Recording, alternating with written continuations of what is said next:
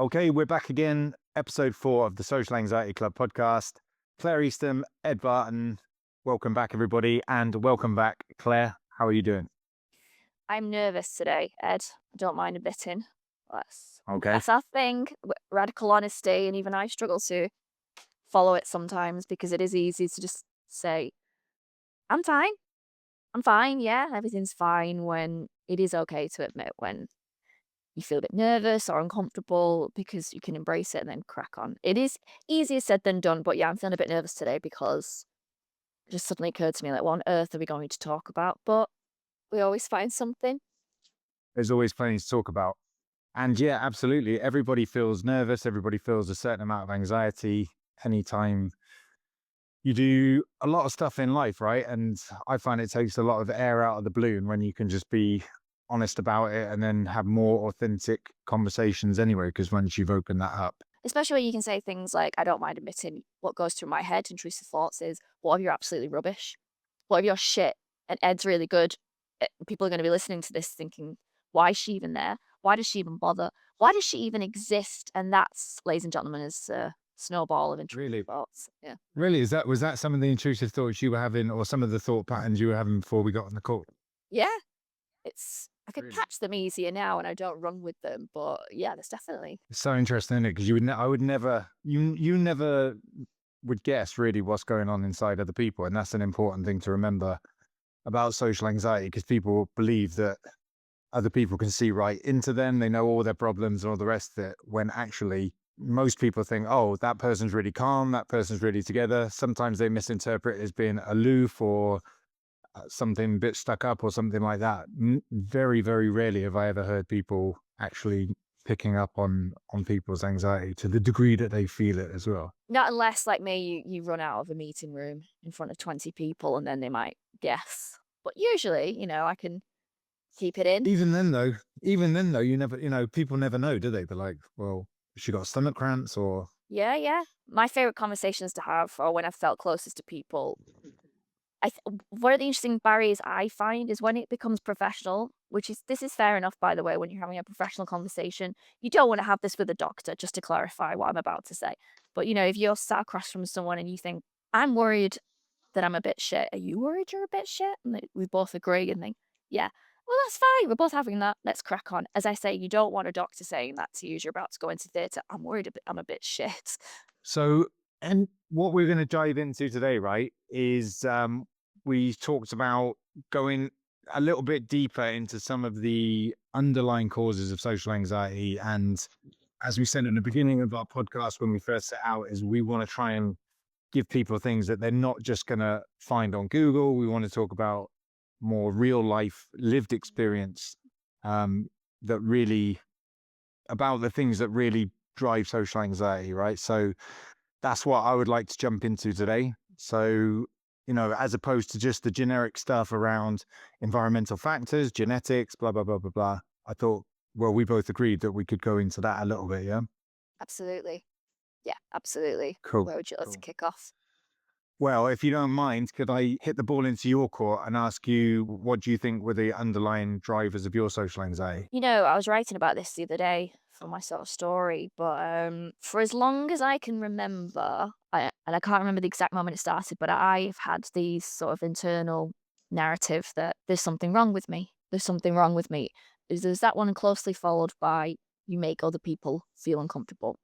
From as early as the age of sort of 5, it's one of those where you wish you could pinpoint an exact moment, but as with these things, it's often lots and lots of, like, paper cuts. Maybe for some, it's a huge traumatizing moment, but for me, it was definitely paper cuts, and this is not to sort of place a load of blame on my parents. They were very much a victim or result of their own upbringing or socialization, but I don't Yeah. think I was the child they expected me to be. Do you know what's really interesting is sunshine is very triggering to my inner child. My favorite thing to do in the world as a kid was read and, like, write stories. I loved it.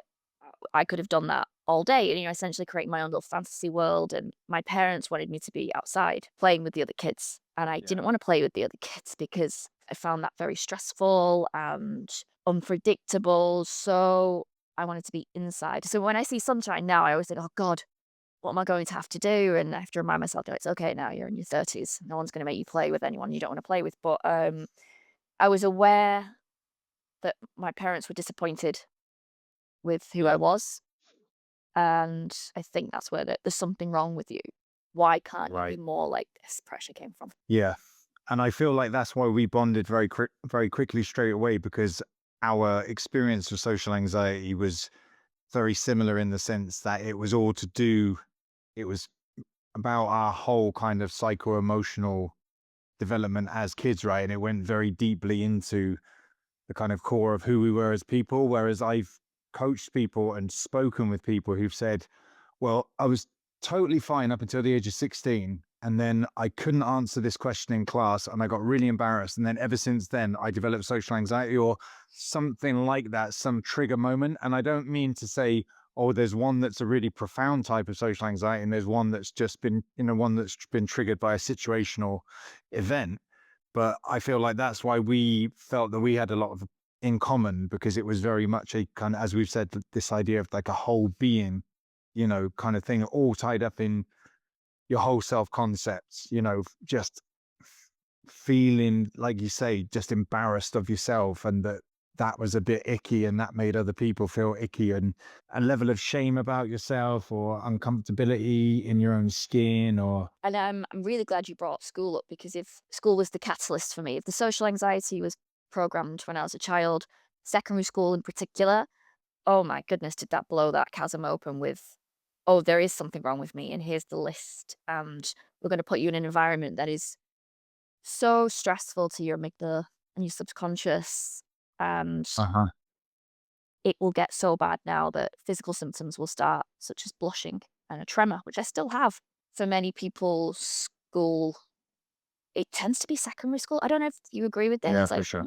yeah, not primary so much, it's secondary. And it that tends to be where the like small t trauma occurs. And Right. I just, I, I knew that the other children had this skill where they could just relax into conversations and banter. And there's no way they were thinking about it in the way that I was, which is Yeah. almost like it was a game of tennis. So I've quit. We've got to keep batting this over the net, and Right. I can't let it fall. I cannot fail this interaction. I mean, it didn't Yeah. happen. I was very lucky to have a lot of close friends, but so it didn't happen all the time with them. But as soon as it Yeah. got to sort of more than three of us, no way. I felt a little bit like a rabbit in headlights. Yeah. Like performing and stuff like that. Yeah. And no, so you tell me about yours now, because otherwise I'll just rabbit on.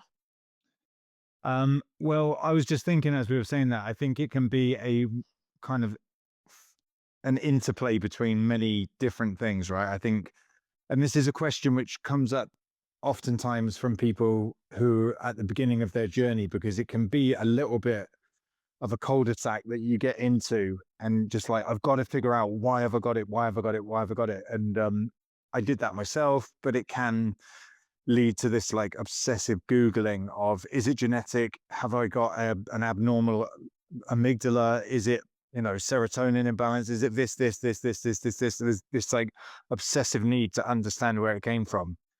And there's this quote, or there's this like allegory or story in the Buddhist canon where this guy is shot by an arrow on the battlefield, and instead of just whipping this poison arrow out, he's like, tell me which tree this wood was taken from. So the guy runs off, he comes back and he's like, oh, it's like from the baobab tree or whatever.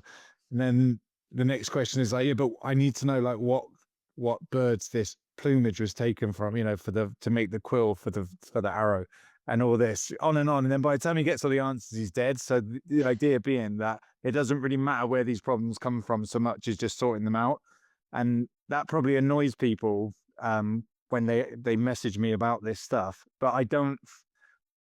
The underlying problem of this of a lot of social anxiety is this obsessive mind which fixates on stuff. So I try not to encourage people to then go and obsessively fixate on where it came from. Yeah, it might be genetics, it might be environmental. At the end of the day, it's probably going to be a combination of a lot of those. For me, my mum had really bad anxiety, still does have it. Both of my brothers did. So I think there's a genetic component, but I'm very interested in like epigenetics and how your environment actually influences how genes express. So even if you had the genetic predisposition to anxiety, if you're brought up in a stable environment and have good, loving, supportive friends and family, I think it's unlikely that's going to they're going to express.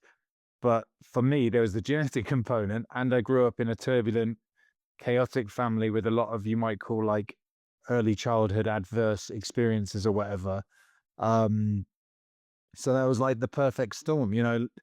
In a different scenario, maybe my sort of slightly neurotic, obsessive personality would have just been channeled into, you know, ultra success academically. It was to an extent early on at secondary school, but you know, when you have environmental factors that aren't so optimal, then it can change how these things, you know, work out for you. And I think when we grew up, it wasn't a child-centric environment for us. It was more adult-centric. So similar to you, I think I was exposed to a lot of things that my child brain couldn't understand. And now it's more about protecting the child, you know, right? Teeny, tiny things can cause more damage than you think, such as you're walking down the street with your mom and you see someone and your mom goes, "Oh, this is so and so. Say hello." And because we don't want to offend the adult rather than safeguard the child. Yeah, and those experiences get imprinted on you quite intensely, don't they, at that age? Yeah, because I couldn't speak to this random friend, and then I could again feel this disappointment that I hadn't performed for this adult. What I would do if it was my kid, because then the adult would then say, "God, she's shy, isn't she?" Yeah. I always think if it was my kid, I'd be like, "Nah, she just can't be asked talking to you, to be honest." Like, Yeah. that's what Or should have happened. she's just not comfortable talking to strangers or She's not interested in you, mate. You know, that's where I'd be the sassy side of me, but it was more, she's very shy. I'm so sorry. You know what? "Oh, I'm very sorry." And you think, I failed. yeah, that's really interesting because one of my earliest memories, which I've written about of anxiety, was I remember very, very clearly sitting on the carpet at this friend of my mum's house in this little village that we lived in at the time. And it wasn't someone that my mum was super close with or went to a lot. So I didn't know this place well. I'm the only child there. They're all talking on the sofa and stuff. And I was sat on the floor doing something. Then they all start laughing and they all turn around to look at me. And I got red. I started to flush because I felt like the joke's on me. And then they all sort of laughed and said something like, "Oh, he thinks we're laughing about him," and then just carried on. And I just felt like I'd just been humiliated in front of a group of like 40-year-olds, and I was, you know, I was like 6 at the time or whatever. I was like, that's really weird. Whereas instead, like you say, rather than someone going, "Don't worry, we're not, you know, we're not talking about you, it's fine," or it was just like the adults doing their thing and then just making a joke about me and then going back to doing their thing. And I was just left like, what the hell was that? Wow, extremely uncomfortable. Yeah, it's very confusing. Confusing. I've been, I spent some time recently with my 8-month-old goddaughter, and the rate of cognitive development that she's experiencing blows my mind physically, and what I can see her brain functioning sometimes, and you think, "God, at 8 months old, if she can, within space of a week, she can pull herself up, or she can grab this, or she can do that." That the what am I trying to point out here? Well, you just think, like, how susceptible the brain is, and we take it for granted that because a child isn't speaking, that they're not taking things in and they're not experiencing. Yeah, right. And little 6-year-old you must have internalized that as to be, "I failed this, and I don't know why, and I'm confused, so I'll just let my subconscious run away with that train of thought." Yeah, no, you're absolutely right. It's sort of like, oh, they're just a kid, just laugh it off. It's like it goes in and they're so impressionable and so plastic, aren't they, at their time? They absorb everything. You Absolutely. know, one thing that came to mind that was interesting when we were talking about, so, you know, like my own experience was chaotic upbringing, probably genetic predisposition to it. And I feel that what's very interesting is there's often these like latencies. So the anxiety was latent in me through primary school. Because I remember walking back from primary school with my childminder at age 9 or 10, and the double decker bus from the secondary school would stop on the other side of the road at the bus stop, and we would have to walk past. and just unconsciously, I would hate having people look at me from the decks of the bus. So even at 9, it was there, but there was no vocabulary for it. And I kind of glossed over it because I used to play football and I was big for my age. So it doesn't really get thrown into the spotlight only now and again in these little situations, like where you have to walk past the bus, or strangely, I was often putting myself forward for the lead roles in the plays at that time, like the student drama stuff. So it hadn't expressed at that point. I still had a lot of confidence through, even though it was obviously latently there. Because I remember, talking way back 6 years old, 4 years old, when the camera came out at playgroup, I would just really, freezing automatically because I didn't want to be, in the spotlight or have pictures taken of me. So I think it can be latent and then it can really explode, especially when you get into secondary school. That's what I've heard with so many people, because that is just like such a crucible for, figuring out pecking orders and Mm. people making fun in good and bad ways about everybody's shortcomings and idiosyncrasies and physical, irregularities or whatever it is.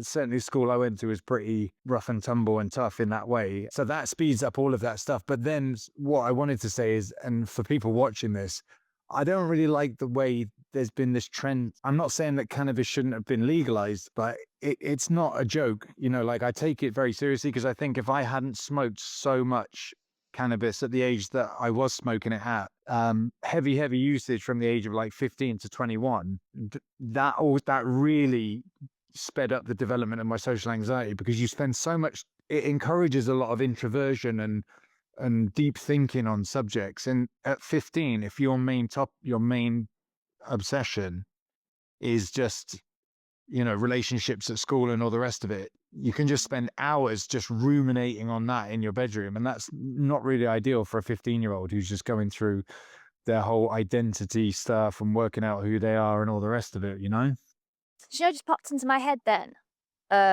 15, so when you were getting into marijuana, I was playing with a yo-yo. No joke. Really? Yeah. That would have been a far more wholesome, would have been a way more.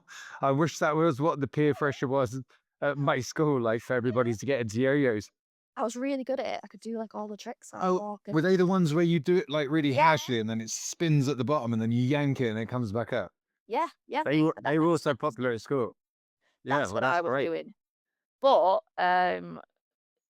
what I was going to say, what you talk about with identity there and marijuana is my upbringing. I'm very cautious here because the adults who I was around from a very young age, and so they're a lot better now, but it was this way for a while. Very judgmental of someone's appearance, how they speak, how they behave. And I grew up watching my parents behave one way with other people, like family members or friends, one way when they were present, and then completely different when they left. Right. So I started assuming that was normal. So when you're talking about walking home from the bus or at school with people maybe not liking you, I thought it was a performance all the time because as soon as I leave, there will be a debrief about. So part of my social anxiety came from perfectionism academically, yeah, but how I look, how I speak, how I my Yeah. posture, that's where it was a lot of it was born. That's such a deep message to take on. And I remember we talked about this, Mhm. privately before. We both grew up in families where you would leave your parents would leave a social engagement with you, be like, okay, see you later, Tony. Yeah, thanks, Jenny. Okay, lovely, bye. And as soon as you're back in the car, they're like, oh my God, did you see the state of their living room? Like, oh, like, and then just, an hour or 2 hour drive home would just be a constant criticism of the people you were with. So internally, the message that you take home is that's what people do. They're one way to your face and then they just rip you apart as soon as you're out the door. So that must create a lot of insecurity in a kid as well. How could you possibly feel safe in social interactions if you really believe that that is going to happen as soon as the interaction is over? They're already I'd sometimes correct myself during a conversation just to be like, "Oh, actually, just to clarify, I meant to say this instead," or I'd be, like, constantly fixing my fringe in case I could see any gaps, or I'd be, like, trying to hold myself a certain way, and so these days when someone says to me, They're not thinking about you, Claire. They're really not focusing on you. It doesn't help because this kind of thing has been fed into my brain since childhood that they are. I just didn't Yeah. know that the behavior I was exposed to wasn't the norm. I thought that was the norm. And when I find myself slipping back into it, I really have to remind myself that it's not, people aren't going to have a big, there's not a meeting in the next room when you leave, complete with bullet points of everything you did wrong. And it's funny to an extent because we all do it. Like, you see the state of that, or, you know, who Yeah. does he think he is? But it was too much for a child to be exposed to, I think. Like, Yeah. For sure. And also what you learn as you get older is that people with that level of external harsh criticism and judgment are also using a similar kind of standard on themselves and are generally yeah. the less happy people.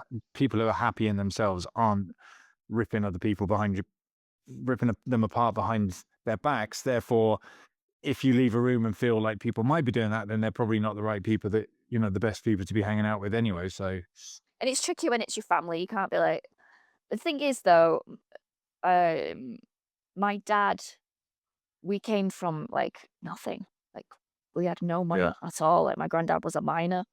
My yeah, grandma worked in school meals. So my dad was the first one in the family to sort of climb right to the top. And he did it by learning from others, and he mimicked others and his education, and he worked hard, but it was, a lot of it was performative. So it's easy for me now to sit here and say, yeah, they did all this judgment and whatnot, and now I'm ruined because of it. But he saw the positive results of fake it till you make it. mm, But so he was always dressed a certain way, impeccably turned out. The way he spoke was always like power and energy and strength. And the house was always so clean. You could eat off the floor. Like, we didn't just clean the house on a Saturday, my family. It was insane. And you'd come around and inspect it like army barracks because it had to be perfect. And again, I thought that was normal. So I watched him go to these extremes, and I thought that's how everybody's, and that's what I have to do. And it was, you don't get a break. It's like when you feel, we've had this conversation privately, if you do not feel safe in your own home, in your own environment, um, there's no way your subconscious is going to have any downtime to develop positively. right. And that loops into a good point that one of the underlying causes of social anxiety, which people do not talk about, is an internalized sense of insecurity, like a lack of trust in yourself or a lack of an internal safety net. For me, that would manifest as a feeling that things could just get out of control, without you know, any way to stop them. If things were to spiral in a bad direction, there would be no way, there'd be nothing inside of me to actually, as a kind of a backstop. I didn't have that internal safety net.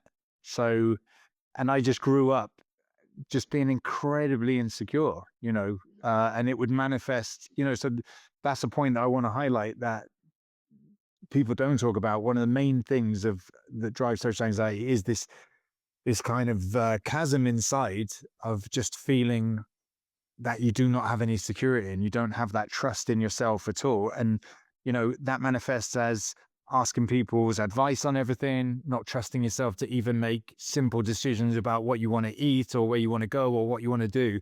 And what can often happen is that sets you up in very toxic power dynamics in relationships because people will often pick up on your lack of security, and these things can happen unspokenly, but you'll find yourself in situations with people who almost enjoy having you as the weaker part of the relationship and will manipulate without meaning to oftentimes, but they can see how fragile you are because you can't even form an opinion on your own or decide what you want to have for dinner or should I, and people love to be asked questions. If you are constantly asking someone, do you think I should do this? Well, what about that? What should I eat? Do these clothes look okay? You're giving the power over to them, and over time it often doesn't start in that way, but over time people can start to abuse you in a relationship if you have that, if you don't have a solid sense of self. And that's also another slightly adjacent cause as well, is the whole sense of self and not having a firm sense of who I am and my boundaries, what I will accept, what I won't accept. This is what I mean about for me, it having to be a complete rebuild from the bottom up of figuring out, stop being a yes man, stop being a Mr. Nice Guy. What are my values? Where are my boundaries? Having to say no, having to be aggressive sometimes, having, all this stuff that had never been modeled for me. Because essentially I was just like a nebulous bag of fog. I was like, so I just didn't know who I was, what I was doing. And, I was a mess. And that's how my social anxiety was able to just keep growing in that situation. Completely agree in that, once I realized what my core beliefs were, like, it's the ultimate programming, like, right in the center, which is, "There's something wrong with me," "I'm broken, I'm unworthy, I make Yeah. other people uncomfortable." As soon as I got to that, then you can start working backwards because it's almost like, papering over the cracks, right? You can say affirmations all you want, you can Yeah. get a new haircut, you can Mm. meditate once, but if you don't get down to that poison, do the work, um, it's not gonna get better. It might get better for a little bit, and then it goes right back because your subconscious, Yeah. I think it's at 93 or 94, it's in charge of 93 percent of your thoughts. It's in charge. We think the Mm. rational brain is in charge, but it's not at all. It's the Yeah. iceberg analogy, which is you see what's above and underneath is you. And because of these core beliefs, they impact your feelings and then they impact your behaviors. And it's and then as a result of that, you feel what we've talked about before, which is toxic shame. You feel Yeah. so ashamed of yourself for your behavior, for being weak, for being that sort of pushover that everyone just takes advantage of. And it's a Yeah. huge cycle, social anxiety of punishment and shame, I think. Say feeling unsafe, punishment and shame. Yeah. And I think it's worth just elaborating a little bit for people who maybe haven't come across the concept of toxic shame, which is it's not that you're ashamed of something you've done, which is a healthy form of shame, right? Which helps regulate social groups and it's appropriate if you steal or you do something, whatever it is, then that helps regulate group dynamics. Toxic shame is just where you feel embarrassed for yourself for even showing up into a room. You're like, oh my God, I've arrived now. I've spoiled it for everybody. I'm just giving off, I've sucked all the air out of the room, just giving off that vibe, right? Which is what so many people talk to me about, with their social anxiety and how they feel. It's like I am the problem. It's not something I've done. It's just I'm a walking embarrassment. Yeah, there's nothing that can be done. I'm cracked. I I can't do what Jenny over there did and just walk in and make everybody laugh and put everyone at ease. I walk in the room and it's ruined and everybody's uncomfortable now. And yeah, that's toxic shame. And that is just such a, I mean, it's a completely distorted way to see things. And it's just so sad for people to feel that about themselves. You know what I mean? Because other people do not perceive people like that.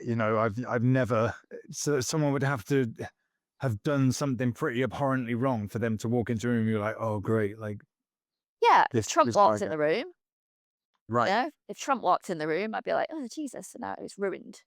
That's Yeah. about But it. like, not Dave from accounts who you've hardly ever spoken to, who just believes that everybody hates him. You know what I mean? Like, Yeah.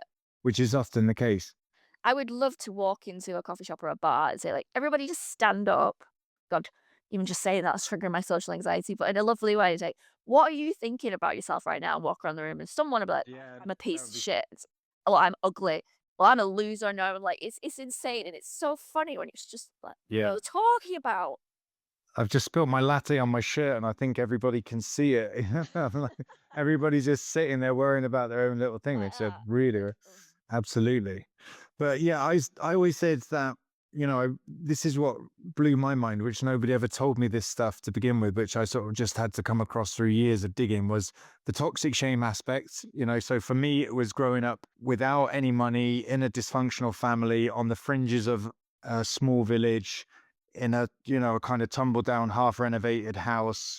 And we were just weird, it would be summer, the windows would be open and the whole street could just hear my parents screaming at each other on a summer's afternoon, summer's evening, various problems. I had a delinquent brother who was, into drug abuse and stuff like that. So there was all these different factors that made me feel different to other people. So I just did not feel like I fit in at all. I was ashamed of everything because we just didn't have money, didn't have the right clothes, didn't have the right shoes, all of that.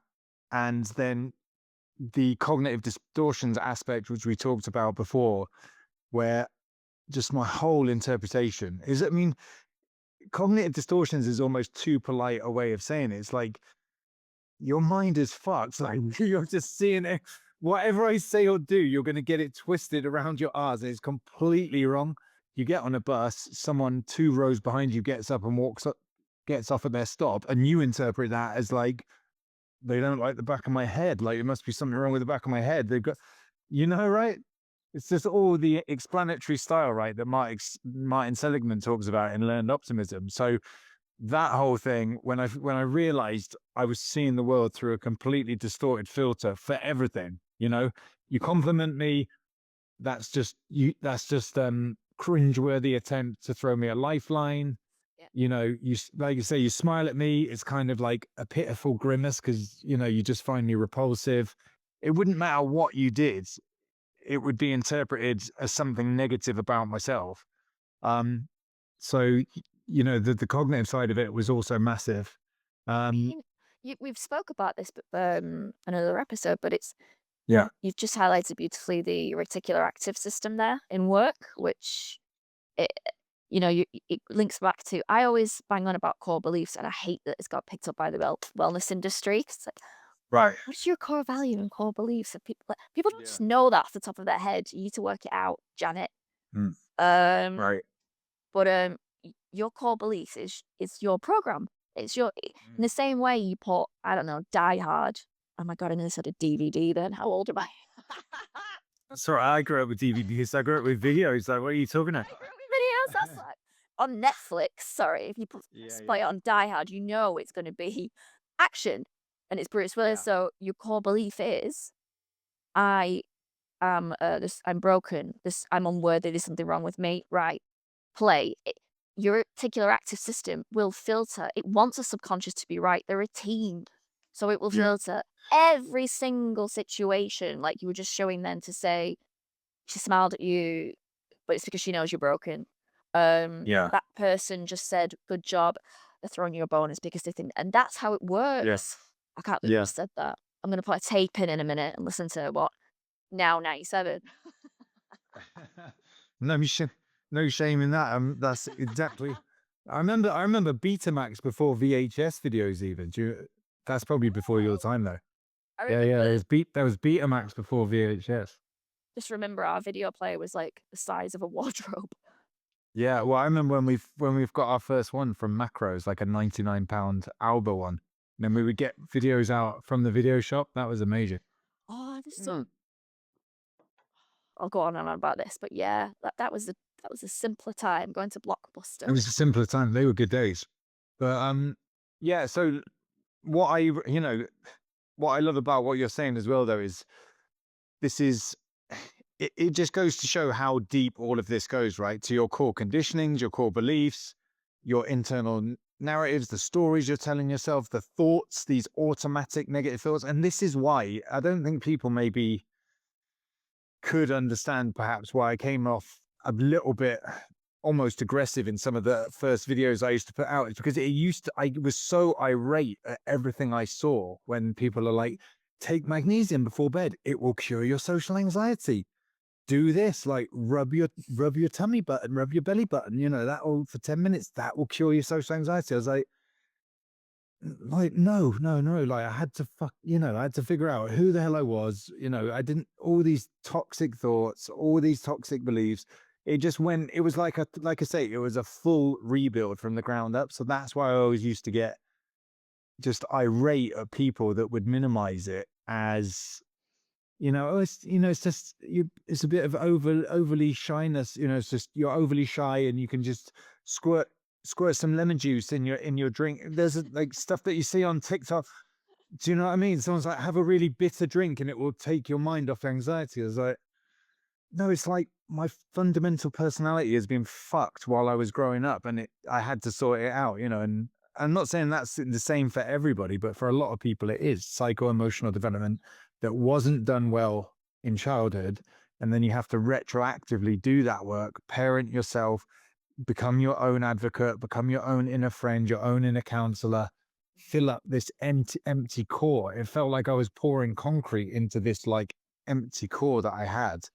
And also, another thing which is related is the external locus of evaluation, is this term I came across when I was studying counseling. And that is exactly what I had, and which people with no self esteem have, which we haven't touched on yet. But that's another one of the key drivers, is a lack of self esteem.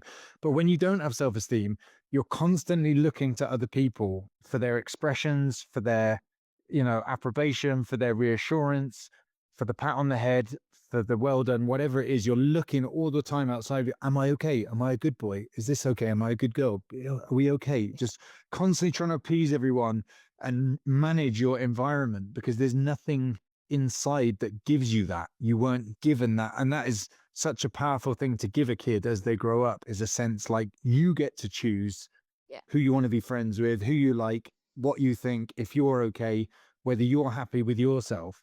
And I saw it in kids as I grew up. I was like, they don't have the same problems as me. They really believe in themselves, or they, Yeah. you would see in the way they argued with you and stuff, like, no, well, my mum said that and I know I'm right, and they were just, you could tell they had this like self assurance even from a young age. Do you know what I mean? Yeah, it's for me, self-esteem when I was a kid was it would be, you tell me who I am. Tell me who I am, and I'll reflect that back at you in exchange for you making me feel validated and safe. Because that's and regulated. That's, emotionally regulated. If I do this behavior, if I say this, will you validate that and make me feel safe? Is that the exchange? And it was the exchange for a long time until you get to, your 20s and you realize you have no idea who you are. And you're miserable as a result, and you pretend you like things that you don't because Mm. the fear of abandonment, that's a big one in social anxiety, is, overwhelming. But, yeah, you touched on something there again with my goddaughter. We even just the language that my friend uses is like, someone will ask, "How was she in the car? Did she cry?" And then if someone said, "Oh, was she a good girl?" And you think, "She cried because she was uncomfortable, and she's communicated with us." It's tiny little things like that we do with children. If a child cries for too long, that's bad. If they were quiet, they were good. And that's what Gabor Mate talks about, right? You're Yeah. in forcing a child to shut off from to disassociate from their emotions, and that's what qualifies as good behavior or whatever. I still remember, I would get very overstimulated, like, for a long time, people thought I was on the spectrum, but it's more ADHD with me. It's, in class, in primary school, I would get so overwhelmed in class, and I'd cover my ears. Like, I really cover my ears. It'd be like, it's too much, it's too loud," and really being told off for that. Yeah, it was, "You're being dramatic, you're causing a fuss, there's nothing wrong, Claire," and then you think, "Oh, that's wrong behavior. I should just deal with it even though I feel uncomfortable. Tick, let me just stick that in the programming."